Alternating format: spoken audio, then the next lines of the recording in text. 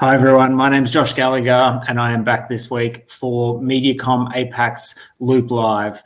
This is our insider series that gives everyone a really interesting look into some of the things that are taking marketers by storm and things that we need to really apply in the day-to-day workings that we have. Today we're going to talk about streaming and it's on the tip of everyone's tongue and has been for the last 18 months because people's lives have changed. Content providers have been changing the way that they work. Linear TV is changing in the way that it works and the way that we advertise. So we all know the benefits to consumers. I'm not sure if it's always a benefit that I'm staying up much later at night, losing sleep, watching more TV shows and more content, but it's definitely improving the quality of content that's out there. And it's definitely seeing a change in the way that we look at content on small screens, but also some of our big screens as well. One thing that I don't know if we've got a real handle on that we're going to talk a little bit about today is the change for marketers. How do we communicate in a world where content is everywhere and content is in different places and not always ad funded? How do we think about building content for those kinds of audiences? How do we target them across different platforms and different kinds of areas that people are viewing content, from places like Netflix through to Twitch, who we've heard from recently on Loop Live, but also how do we measure it as well?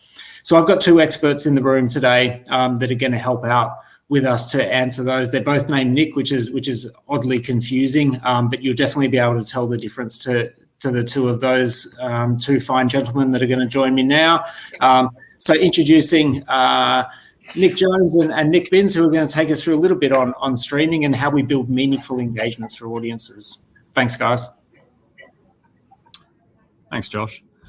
So yeah, I'm going to talk to you today about the streaming revolution. So really how we can drive meaningful engagement in an on-demand world. So I'm sure we're all aware, but we are living in a time of massive disruption. So technology has enabled on-demand viewing and algorithm-led recommendation of different kinds of content. Viewing behavior has become a lot more fragmented across different screens, across different genres and different occasions. And there's been an emergence and dominance of major global streaming platforms, be it the likes of Netflix, Hulu, Twitch, or smaller local players. And there have been a few major impacts of this. Number one, a lot of these platforms offer fewer opportunities to advertise within them. So the takeout really is that product integration and brand integration done in the right way is going to be critical for brands moving forward. Secondly, there are a lot more options and a lot more content available. So there's going to be a greater reliance than ever on event programming for engagement. And what I mean by event programming is identifying the hot dramas that are going to capture the world by storm, or the next sporting event that is going to be captivating everyone on these streaming platforms. And lastly, we're going to talk to you about connected TV, but it's much more than that. It's connected TV, it's viewing OTT on mobile, on desktop, and other devices as well. So there are major implications in the way that we create ads and branded content for this new world. So the pandemic has really exacerbated and has acted as a catalyst on an already emerging trend of increased demand for different kinds of entertainment. So if you look at some stats from 2021, there is a greater proliferation than ever of what people are doing in terms of entertainment consumption. So some key stats here. The average person globally accesses 4 different streaming platforms. They access 2 different music streaming services and have access to over 3 different gaming services, be it on mobile, on console, on PC, etc. So really the key takeout here is there are more activities than ever, and there is a diversification of the types of content that people are viewing. Also worth mentioning that there is a blurring of lines between these kind of genres that we would traditionally categorize into video, music, and gaming. There is a convergence in many cases of the 3 of those.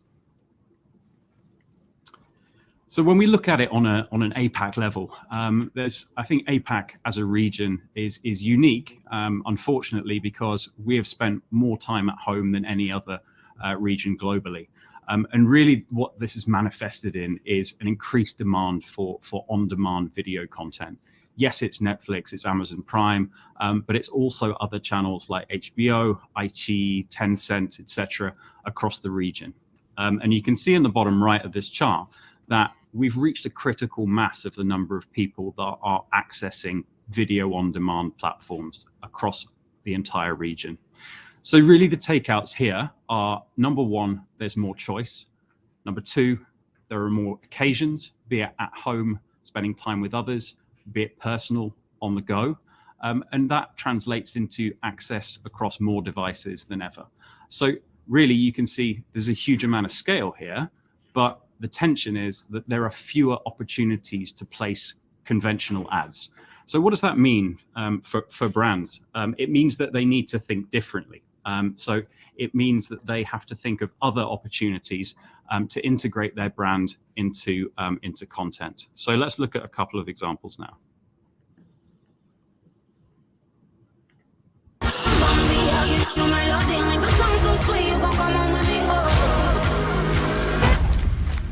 You're late.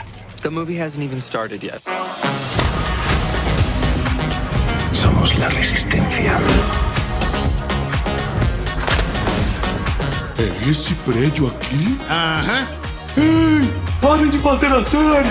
Scoops Ahoy is dropping anchor at Baskin Robbins. Ahoy!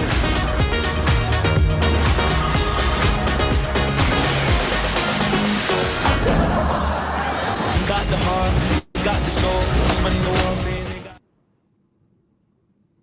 So you can see a few brands there that have really taken the initiative in this new world and have found surprising and new ways to integrate their brand into the content, whether that is in the form of, I guess you could call it product placement 2.0, amplifying association with the properties that they've associated with, creating special edition products, so taking it all the way through the line down to product development, and in-store and on-ground activations as well to kind of build that hype and tap into the buzz associated with some of these major shows that are prominent on these streaming platforms. So I think when done right, the results are significant.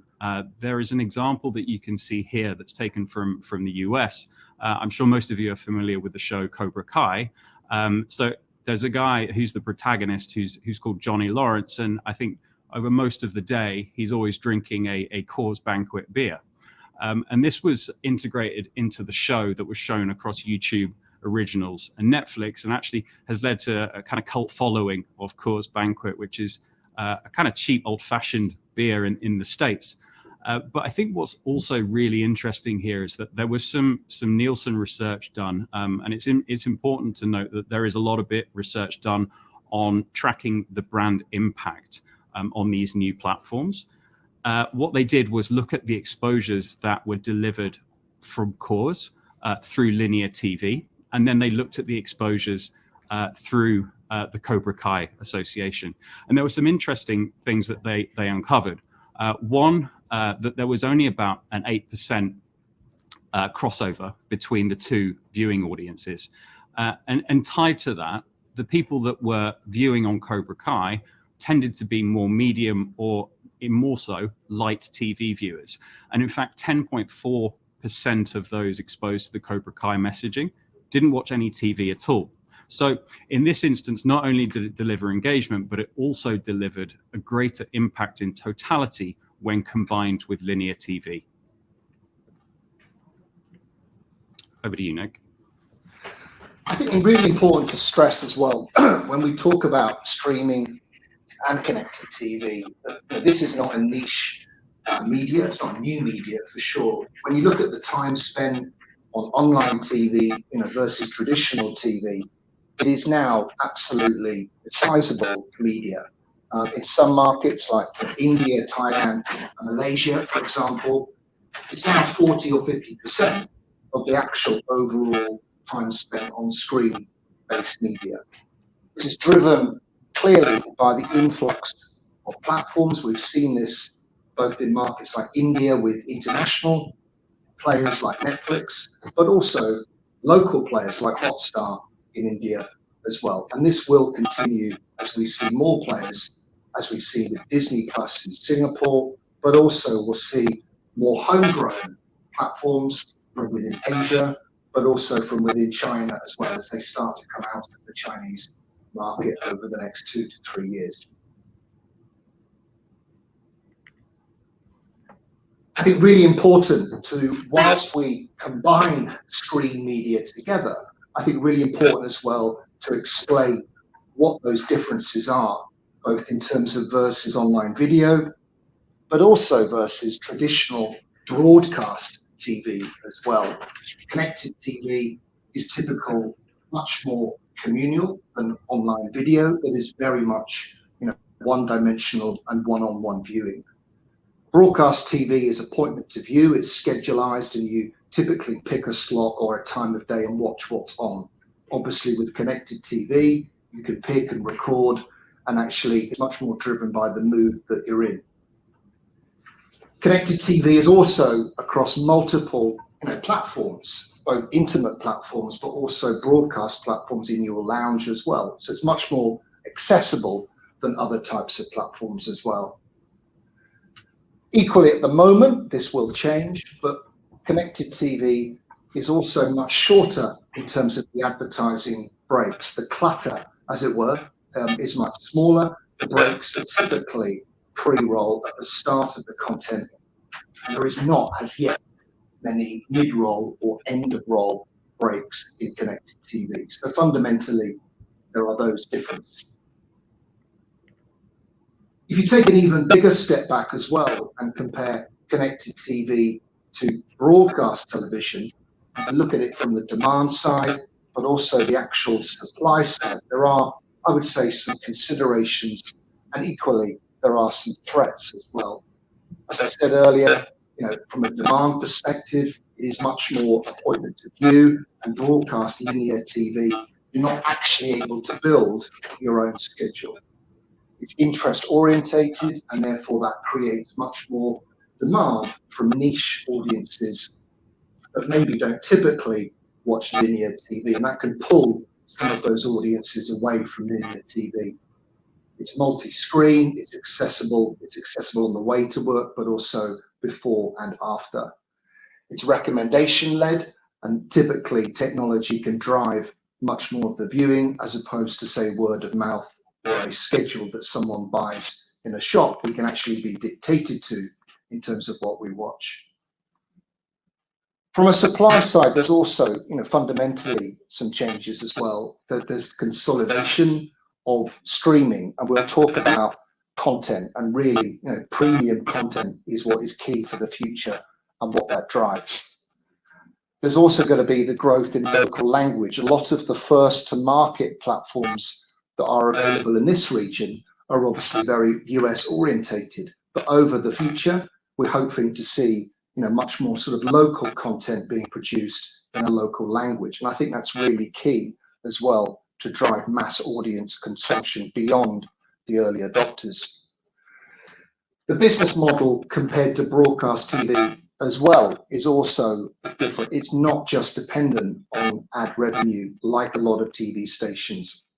It is, as we see with Netflix and also Disney, it is subscription based as well. So ad revenue, when you talk to a lot of these platforms, is not necessarily the priority that it is for traditional TV stations. And those fundamentally are the main differences from connected TV to traditional new TV.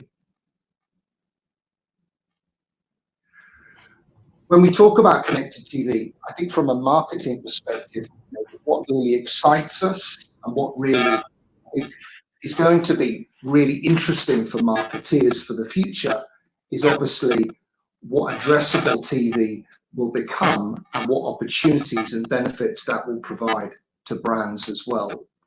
Clearly, from our perspective, we believe addressable TV will provide much greater personalization, the ability to address ads to particular audiences, geographical areas, and profiles of audience as well.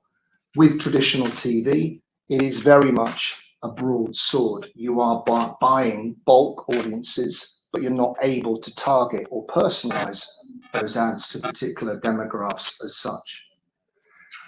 As I say here, linear TV is very blunt.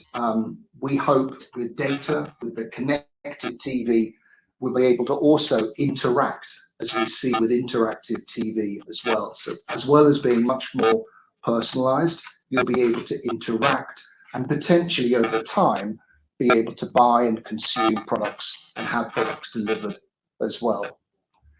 Addressable TV will hopefully also bring more audience into television that we lost potentially over the last 10 to 15 years as well. So more niche, high income or harder to reach audiences will come back into TV, and those will be able to be targeted in a way that's unique and one-on-one compared to what broadcast TV can do, but obviously it's not tailored to do that efficiently.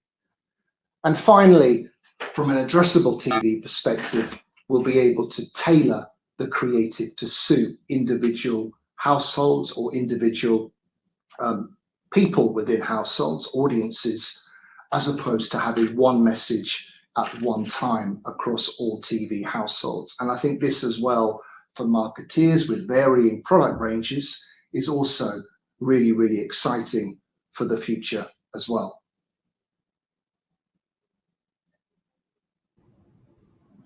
So overall, we see huge amount of opportunity for the future. I think looking forward, some areas to sort of think about in terms of addressable TV, in terms of obviously reducing the scale. Addressable TV will be able to target audience efficiently. Currently with broadcast or linear TV, when you buy an audience, there is a considerable amount of free audience that you get free of charge when you buy a demographic. With addressable TV, you're able to reduce and minimize that wastage completely and only target your target audience. Really exciting for some advertisers who have maybe used other media and not used TV because it's such a mass communication tool. This now makes television, new TV, much more efficient, and there is no wastage to other audiences that are not going to buy a product, which is really, really interesting. Secondly, there will be future consolidation as well. Absolutely. We're seeing first to market platforms come to this region, but very much in the future, there will be a lot of consolidation of those. And I really feel that there is only so much premium original content to go around, and we will see acquisitions, I think, in the consolidation of platforms, but also we'll see a lot of competitiveness in terms of the acquisition of content. And that's my final point as well. And I think this is really, really key for, I think, marketeers, but also a lot of the OTT platforms is obviously betting on the right type of content. We know for sure that it's not necessarily about the schedule of the connected TV, but absolutely the content that will drive the success of that platform. As Nic talked about, we really believe that live sport and premium executive produced dramas are going to be the two sought after content for the future. And I think that is really, really important for any of the connected TV partners to ensure that they're acquiring both new but also the back catalogue of the premium content in those two areas for the future.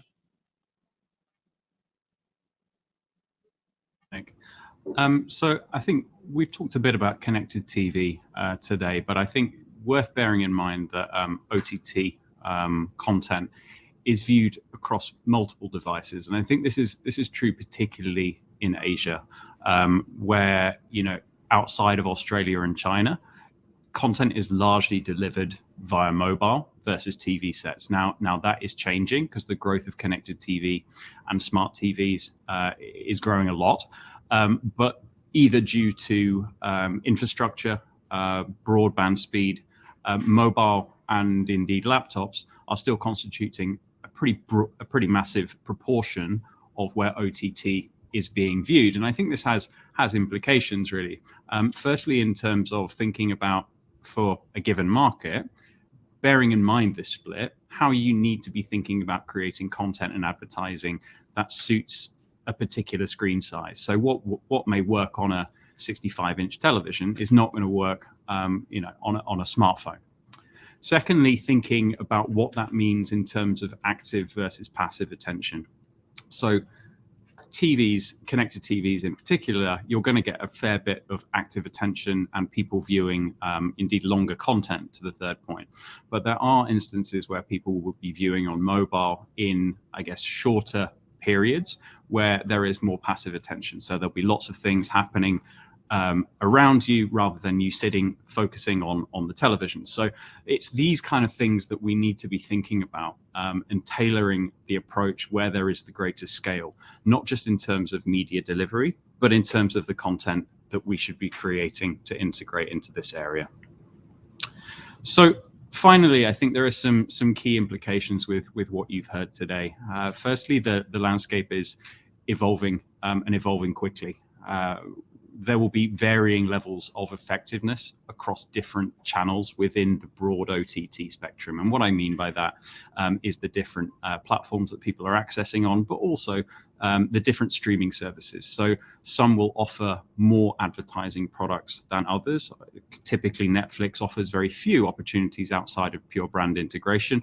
But I think as a broad industry spectrum, this is going to change. So there will be different levels of effectiveness that you will get from OTT and CTV advertising.